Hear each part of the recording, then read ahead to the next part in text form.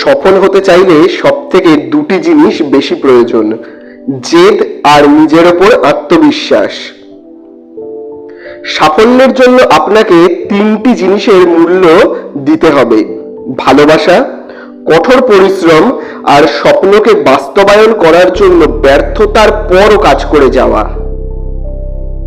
আপনি সফল হলে আপনার ছেঁড়া জামাটাও ইতিহাস, আর আপনি ব্যর্থ হলে আপনার স্যুট পরাটাও উপহাস।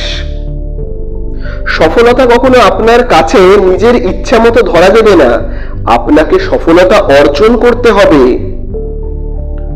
সফল মানুষ আর অসফল মানুষের মধ্যে প্রধান পার্থক্য কিন্তু শক্তি বা জ্ঞানের নয়, পার্থক্যটা হলো সত্যিকারের সফল হওয়ার জন্য তার মধ্যে থাকা যে ইচ্ছা শক্তি সেইটার।